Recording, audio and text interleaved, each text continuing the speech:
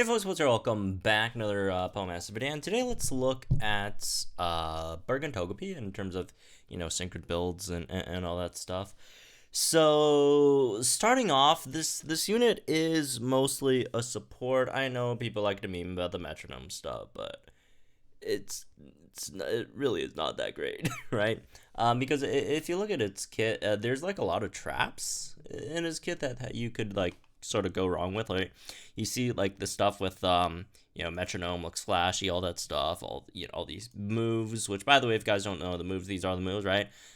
Chance for either Tri Attack, Fire Blast, Surf, Thunder, Power Whip, Blizzard, Focus Blast, Sludge Bomb, Earthquake, Fissure, Drill Peck, Psychic, Bug Buzz, Rock Slide, Shadow Ball, Dragon Pulse, Dark Pulse, Iron Tail, Play Rough. So one of each type, except for Ground has like two with Earthquake and Fissure. But yeah, all of them except for Fissure are just a standard 3-gauge move without any drawbacks that Metronome could pick out. That are all relatively nice moves, right? So like they're good, but again, the chances of getting the super effective move against your opponent is pretty low because there's one of each type represented in there. Plus, there's normal type, which is super effective against like nothing. And then the other thing is like your special attack stat is really, really, really low, and your grid doesn't really fix that either, right? So yeah, don't go metronome hunting. I mean, forget the occasional Fissure. Okay, if it works, then okay. And the other thing is, don't rely on the super effective thing either, because there's a lot of super effective nodes on the grid as well as on the passive. It's nice if you get this, right? But again, you can't really rely on it because there's 18 different types, 19 moves, right? One's normal type that's super effective against nothing. So the chance of hitting one of the super effectives is again relatively low. Actually, very, very low, right? So don't rely on those either. So anyways, getting into the grid, it is a support, right? It's a support that can potion. So we have to first, look at what a support supports, right? First of all, it has potions. It has crit buffs, max crit buffs, in fact, right? It has defense buffs at random, and accuracy buffs. It has offensive buffs, although I would caution for this offensive buff. It's not like extremely reliable, and it's not fast at all, right? Does take quite a while to start getting some of these offensive buffs because you have to hit the opponent for these to take effect, and usually your first few turns you'll be using stuff like this and stuff like this, which aren't considered attacks, right? So yeah, there's that. You can also buff your move gauge regen if you use your sync, I guess. I mean, you could use a sync if it's like a 6 REX, right? That actually wouldn't be a terrible idea. But in terms of its stats, good defense stats, good HP, terrible offense, and then mediocre speed, right? So moving into the grid. Well, actually, first of all, in terms of lucky skill, I've seen like quite some discussion around this. A lot of people want to roll Defense Crush on Togepi, which is not bad, right?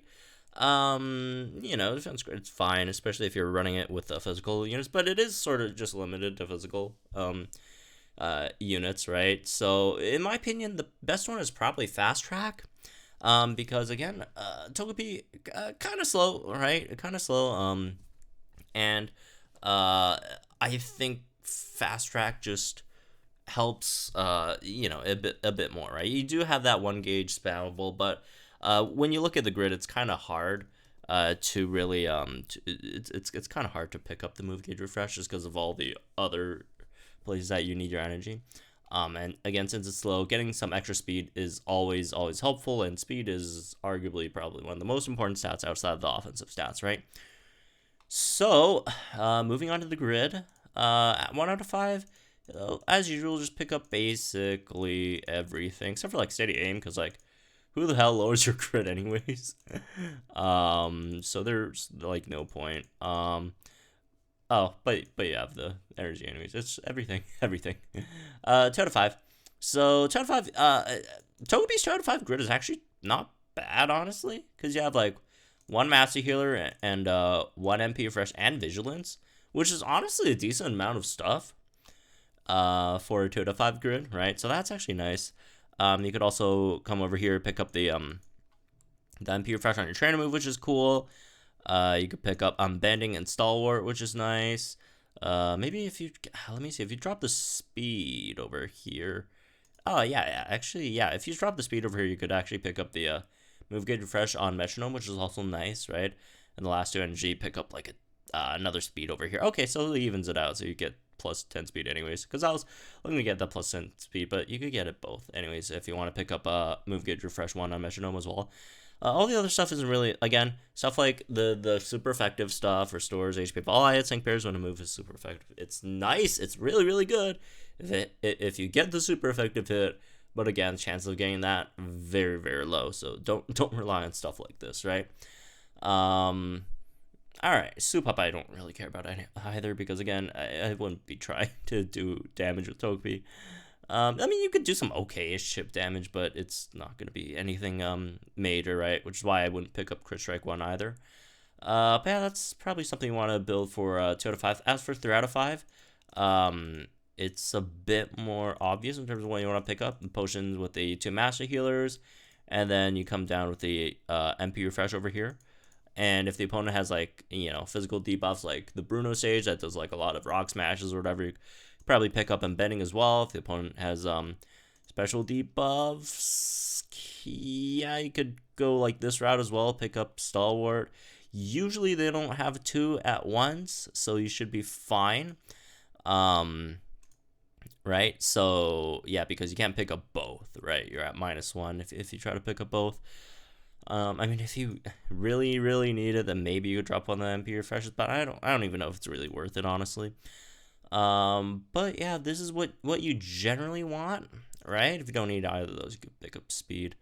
But yeah, this is what you generally want.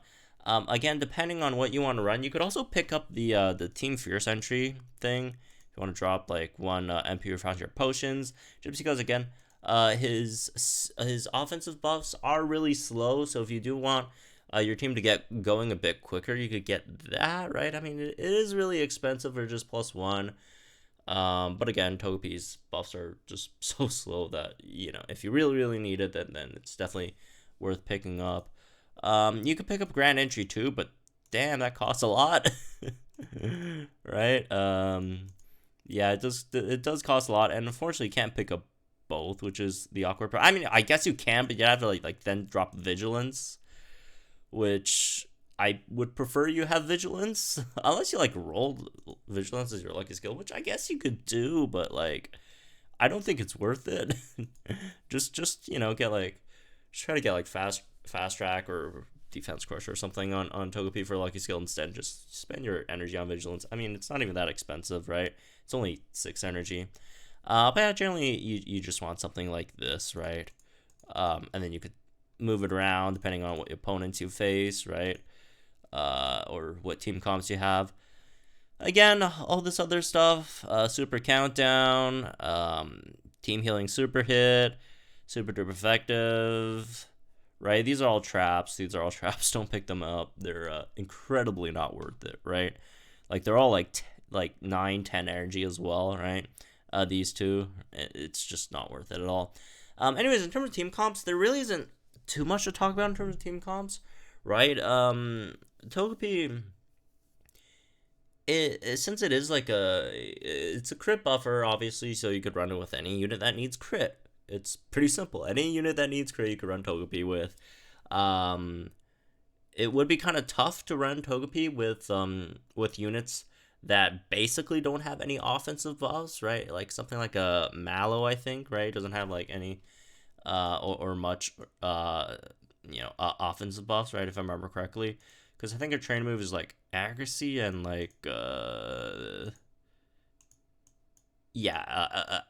speed, accuracy, and crit, right? So it's hard to like only +1 crit though. It's hard to run like with units that have like no offensive buffs at all, or almost no offensive buffs. You would prefer the DPS you're supporting at least has +2 built in or +4. If they don't, you'll just have to run like another offensive support, which is not fun, right? But outside of that, you could also run units that could use the defensive supports as well. The units that could have stuff like tough cookie, smart cookie, all that stuff. That's always nice. And you could also run it with units that need some accuracy as well. That could also help. Like Baneri. These two work relatively well together. Or not Baneri, Lopunny, I guess. Stuff like that, right? Both the double Easter units. But yeah, anyways. That's me for this one. I guess I hope you guys enjoyed. Let me guys in the comments down below. Like this video, or channel for some more comments and content. See you guys in the next one.